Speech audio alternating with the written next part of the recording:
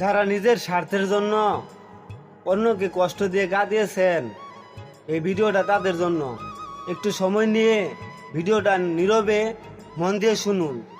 জীবনের এই শেষ প্রান্তে এসে প্রত্যেকটা মানুষকে খুব পরিষ্কারভাবে বুঝতে পেরেছি, অহংকারের স্বার্থ দিয়ে হয়তো দুনিয়া জেতা যায়, কিন্তু দিন শেষে শান্তির জন্য মানুষের দোয়াই লাগে।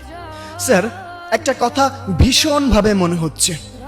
একটু কল্পনা করুন তো, আপনি কোনো একদিন একটা মানুষকে ভীষণভাবে কষ্ট দিলেন। তার দু চোখের পানি, কান্নার শব্দ কিংবা বুক ফাটা আর্তনাদ কোনো কিছুই সেদিন আপনার পাথরে মনটাকে গলাতে পারল না। আপনি তখন অন্ধ ছিলেন নিজের স্বার্থের মোহে। আপনি বুঝতেই পারলেন না সেই মানুষটার ভিতরটা কতটা ক্ষত, কতটা গভীর ছিল। সময় তো কারোর জন্য আর থেমে থাকে না স্যার। আপনি একসময় সব ভুলে খুব সুখী হয়ে গেলেন। জীবন তার আপন গতিতে চলতে থাকলো। সেই মানুষটার সাথে আর কোনো দিন কোনো যোগাযোগ বা কথা হলো না। এভাবেই পার হয়ে গেল কয়েকটি দশক। আপনার বয়স বাড়ল স্যার, আপনার শরীরের চামড়াগুলো ভাঁজ পড়ে গেল, চোখেও অনেকটা ঝাপসা দেখতে শুরু করলেন। হঠাৎ একদিন মাঝরাতে ভীষণ প্রচন্ড বুকে চাপা বেঁধে হসপিটালের সাদা বিছানায় শুয়ে আছেন। চারপাশে মৃত্যুর হিমশীতল নীরবতা। ঠিক সেই মুহূর্তে হসপিটালের পাশের বেডের দিকে তাকিয়ে দেখলেন একজন বৃদ্ধ মহিলা খুব যত্ন করে তার অসুস্থ স্বামীর সেবা করছেন। পরম মমতায় তার কপালে হাত বুলিয়ে দিচ্ছেন। ঠিক তখনই আপনার সেই মানুষটার কথা ভীষণভাবে মনে পড়ে গেল স্যার।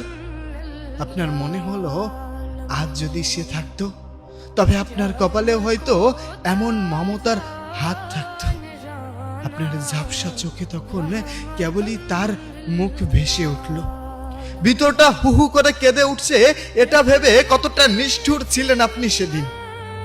এখন আপনার খুব ইচ্ছা করছে তার কাছে গিয়ে ক্ষমা চাইতে, তার পা জড়িয়ে ধরে কান্না করতে। আমি ভুল করেছিলাম স্যার। জীবনের এই শেষ বেলায় এসে চাইলেই কি আর ক্ষমা পাওয়া যায় স্যার? অনুশোচনার এই বিষাক্ত দহন নিয়ে আপনি শুধু তাকিয়ে রইলেন পাশের বেডের সেই সুখী দাম্পত্যের দিকে, আর আপনার ঝাপসা চোখে বেয়ে পড়ছে ফোটাই ফোটাই তপ্ত অশ্রু। আসলে স্যার, মানুষকে দেওয়া অভিশাপের চেয়েও নিজের বিবেকের দংশন অনেক বেশি যন্ত্রণাদায়ক হয়, তাই না? কথাগুলো যখন উপলব্ধি করছেন তখন আপনার মনে হচ্ছে স্যার, ওই মানুষটা কি এখনো আছে এই পৃথিবীর বুকে? ওই মানুষটা কি এখনো বেঁচে আছে? কষ্ট হচ্ছে, কিন্তু কি জানেন, আমাদের জীবন থেকে কিছু মানুষ তার অধ্যার ইতি টেনে দেয়, আর এই জীবনে কোনো দিন যোগাযোগ হয় না। এই ছোট্ট জীবনে কত শত আঘাত আমরা মানুষকে দিয়ে ফেলি, হয়তো আর ক্ষমা চাওয়ার সুযোগ হয় না। সুযোগ হয় না ওই মানুষটার কাছে ক্ষমা চাওয়ার। স্যার, স্কুল জীবনের লাস্ট যেদিন পদার্পণ করলাম, সেদিনের পর থেকে এমন কোনো বন্ধুর সাথে আর কোনোদিন দেখা হয়নি যে মানুষগুলোর সাথে দিনের সবচেয়ে বেশিরভাগ সময়টা কাটাইতাম। স্যার, এগুলো ভাবলে দমটা আটকে আসে, বন্ধ হয়ে যায়। মন চাই চিৎকার করে সেই মানুষদের কাছে গিয়ে ক্ষমা চাই, যে মানুষদের কাছে ভুল করে এসেছি, যে মানুষদের কাছে ভীষণভাবে আমি অপরাধী, অন্যায় করে এসেছি। ক্ষমা করে দিও, ক্ষমা করে দিও তোমরা। আশা করি কথাগুলো বুঝতে পারছেন।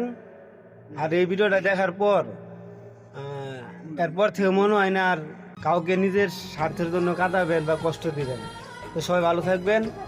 নেক্সট ভিডিও দেখার জন্য আমার চ্যানেল এবং পেজটা ফলো দিয়ে আমার সাথে থাকবেন। আসসালামু আলাইকুম।